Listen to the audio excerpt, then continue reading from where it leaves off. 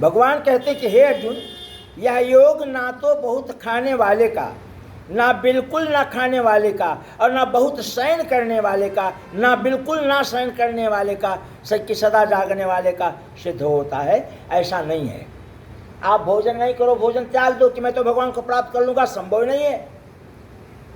और इतना भोजन करके बैठो पूजा जब तब करने के जम्हाइए जम्हाई आवे है ना।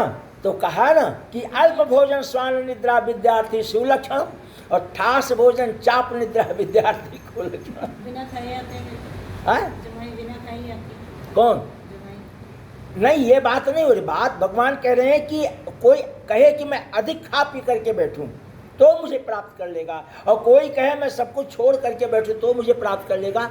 दोनों बातों में संभव नहीं है। अर्थात शरीर को कष्ट होगा, और जब शरीर को पीड़ा होगी तो मन भगवत भक्ति में नहीं लगेगा, है ना।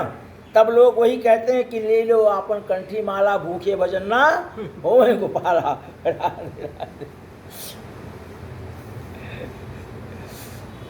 युक्ताहार से विहार से युक्त चेष्ट कर्मसु। और एक बात कि भोजन करने युक्त हो। जिस घर में ठाकुर जी की सेवा हो रही हो उस घर में लहसुन प्याज से भी भोजन नहीं बनना चाहिए, है ना। पर अब विद्वानों ने देखा कि यदा विनियतम चित्तमात्मेवावतिष्ठते, विद्वानों ने देखा कि लोग मानेंगे नहीं, तो अंत में इतना ही लिख दिया कि उल्टा नाम जपत जग जाना, वाल्मीकि भयो ब्रह्म समाना, है ना। तो अंत में निर्णय यही हुआ कि ठीक है, कलयुग के मानेंगे नहीं, तो एक काम करो, इनको एक सलाह दे दो कि राम राम राम राम राम राम राम राम राम राम राम राम हरे राम राम राम राम राम हरे कृष्णा, इसी का मंत्र दे दो। वो करें सब कुछ, लेकिन यही जपते रहें। अब बुरा करेंगे तो उनको बुरा फल मिलेगा, अब अच्छा करेंगे तो उनको अच्छा फल मिलेगा, है ना। तो इसलिए भगवान ने कहा बस इतना ही दे दो इनको, ज़्यादा जोर नहीं है।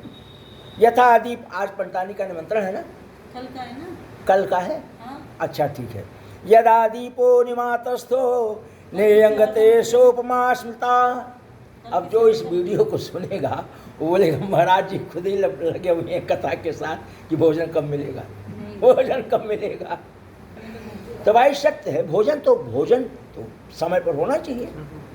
समय से विपरीत आप, कल भी भगवान ने भी कहा है, समय के विपरीत आप भोजन करेंगे तो वो भोजन अमृत नहीं होगा।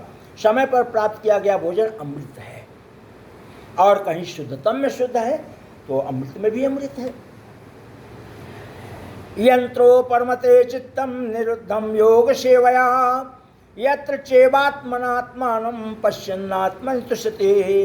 योग के अभ्यास से निरुद्ध चित्त जिस अवस्था में उपराम हो जाता है, और जिस अवस्था में परमात्मा के ध्यान से शुद्ध हुई सूक्ष्म बुद्धि के द्वारा परमात्मा को साक्षात प्राप्त करता हुआ सच्चिदानंद घन परमात्मा में ही संतुष्ट रहता है। इंद्रियों से अतीत केवल शुद्ध हुई सूक्ष्म बुद्धि के द्वारा ग्रहण करने योग्य जो अनंत आनंद है, उसको जिस अवस्था में अनुभव करता है, और जिस अवस्था में स्थित वह योगी परमात्मा के स्वरूप से विचलित होता ही नहीं है। अनंत आनंद का शर्मा जी बहुत, अनंत आनंद क्या जानते हैं आप? थोड़ा सा कहने योग्य नहीं है। भगवान कहते हैं, ओशो कहता है, ओशो तो स्पष्ट कहता है, बड़े समाज में बड़ी कथाओं में कहता है।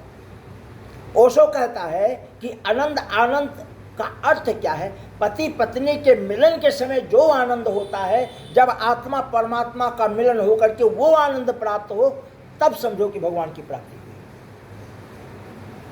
हुई। इसलिए कोई दुनिया भर के लोग, 1.5 अरब की आबादी है, इसमें कोई ऐसा मिलेंगे जो परम आनंद को प्राप्त हुए हैं।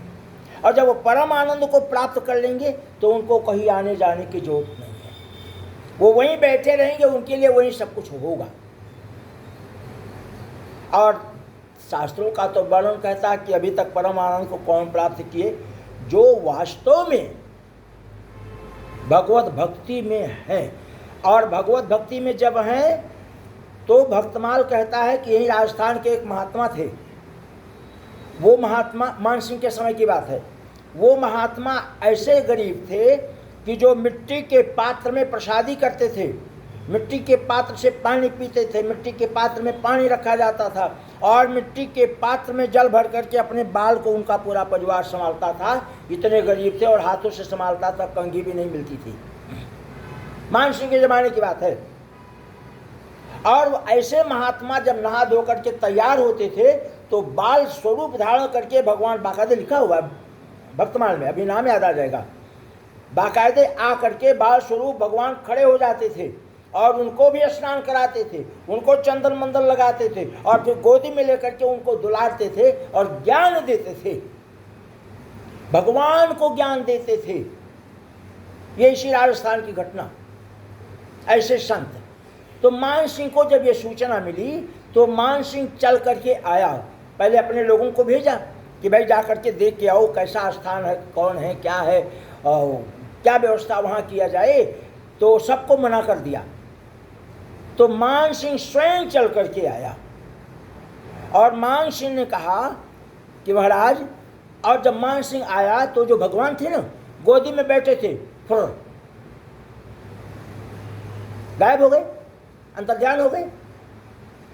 तो महात्मा रोने लगे, उनके नेत्रों में आंसू आ गया कि अरे भगवान मुझसे मेरे पास से रूठ कर चले गए, तो इसके आए राजा हो महाराजा हो क्या मेरा मतलब रहा। ऐसे संत होते हैं। तो मान सिंह ने कहा कि हम कुछ करना चाहते हैं। तो संत ने कहा कि अगर आप वास्तव में कुछ करना चाहते हैं मेरे लिए, तो आज आप संकल्प ले लीजिए कि आज से फिर मेरे इस आश्रम में, कुटिया में कोई भी आपके राजमहल से संबंधित कुछ भी लेकर के नहीं आएगा। यही मेरे ऊपर कृपा कर दीजिए, क्योंकि आपके आते ही तो मेरे भगवान चले गए, मेरे प्रभु चले गए, जिसके लिए रात दिन लोग एक करते हैं। सोच लीजिए आप।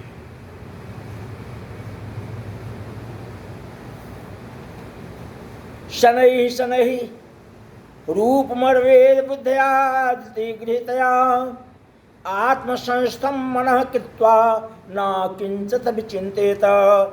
क्रम क्रम से अभ्यास करता हुआ उपरति को प्राप्त हो तथा धैर्य युक्त बुद्धि के द्वारा मन को परमात्मा में स्थित करके परमात्मा के सिवा और कुछ भी चिंतन ना करे। अब यह भी बड़ा मुश्किल है कि आप आसन लगा करके बैठ जाइए और परमात्मा का ध्यान कीजिए। करने वाले करते हैं, ठाकुर जी की कृपा प्राप्त होती है। भाई अभी वो जो क्या नाम उनका, जो अंधे बाबा हैं चित्रकूट वाले, है कि नहीं है, आँख नहीं है फिर भी ज्ञान के भंडार है, तो जरूर ठाकुर जी की कृपा प्राप्त है। तो भगवान कहते हैं कि यतो निश्चरन्ति ही मनः चंचलमैश्रम। मन की चंचलता को रोक करके हमको भगवान के जो है चरण का ध्यान